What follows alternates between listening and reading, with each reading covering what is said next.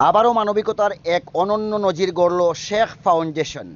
বর্তমান সময়ে সমাজসেবায় একের পর এক নজির সৃষ্টি করে চলেছে কুয়েত প্রবাসী শেখ আজহার উদ্দিন প্রতিষ্ঠিত মানব কল্যাণে নিয়োজিত শেখ ফাউন্ডেশন। এই ফাউন্ডেশনের পক্ষ থেকে ইতিমধ্যে উল্লেখযোগ্য বেশ কয়েকটি সামাজিক কর্মকাণ্ড সংগঠিত হয়েছে। তার মধ্যে অন্যতম হল পবিত্র ঈদ উপলক্ষে গরিব দুস্থদের মধ্যে বস্ত্র বিতরণ, গৃহহীনদের জন্য গৃহ নির্মাণ, অসুস্থ রোগীদের জন্য চিকিৎসার ব্যয়ভার বহন ইত্যাদি। এবার আরও এক নজির সৃষ্টি করল শেখ ফাউন্ডেশন। এক অসহায় রোগীর চিকিৎসার জন্য এগিয়ে এলো এই ফাউন্ডেশনটি।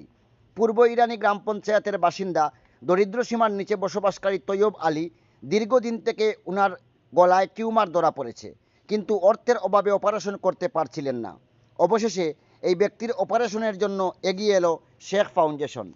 তারা এই অপারেশন করতে যত টাকা খরচ হবে সম্পূর্ণ খরচ বহন করবে বলে রোগীকে আশ্বস্ত করেছেন।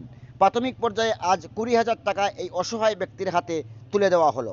ফাউন্ডেশনের সভাপতি আলহাজ নুরুদ্দিন ও টিলাবাজার জামে মসজিদের ইমাম আব্বাস আলী আল জলিলি সহ অন্যান্য গুরুত্বপূর্ণ ব্যক্তিদের উপস্থিতিতে এই অর্থ তৈয়ব আলীর হাতে তুলে দেওয়া হয়।